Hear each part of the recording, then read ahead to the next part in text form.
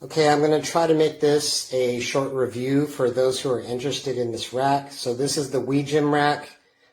First thing to notice is that it is gray. This is supposedly the black model.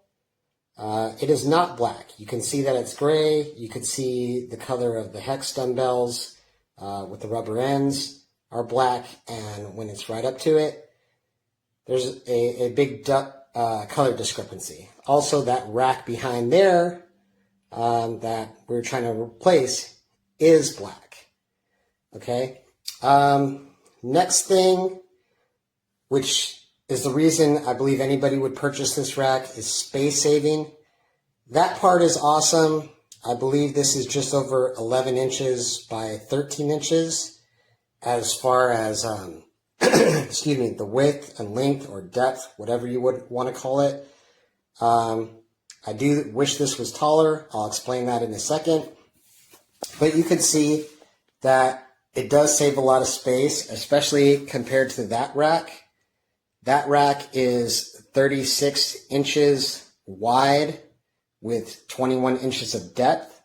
So this is basically like 1/3 or maybe even less than that, which is awesome as far as space saving. It's super easy to put together, so I'll say that's a positive for anybody who's looking at this rack.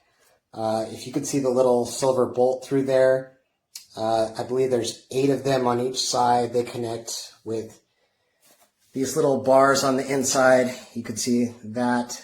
And you just connect them. It comes with the Allen wrench. It's super easy to do. A child could do it. Take you less than 10 minutes to put this thing together. I didn't even attach this on top completely just because I wanted to see if the dumbbells would all fit. Now here's the drawback.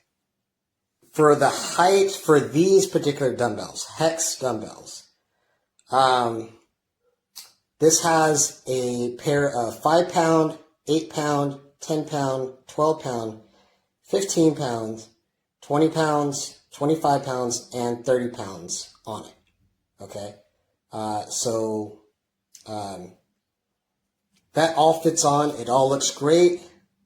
All of these are easily accessible until you get to the bottom because it's not tall enough for this particular type of dumbbell. Other dumbbells may work fine, but if you get a hex dumbbell, whether it has a rubber coating or not, if it's a hex dumbbell, you're going to run into problems with the larger weights at the bottom. I'll try to show this. It's going to be a little difficult because I have to hold the phone with one hand and pull off with the other hand.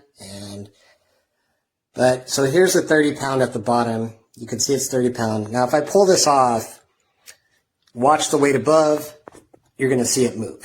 Okay, so you kind of have to nudge the 25-pound to get the 30-pound off. The other discrepancy, I'm not going to do it while on camera because it's a headache, but I will show you can't get this 30-pound back on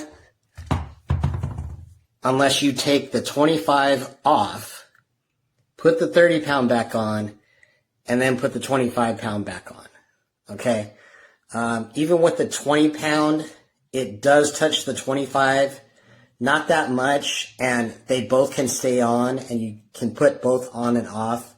But yeah, it's a little bit of a headache. Like you can wiggle the 25-pound in there. So I'd say up to 25 pounds, this thing is great. Once you get past 25 pounds, that's an issue.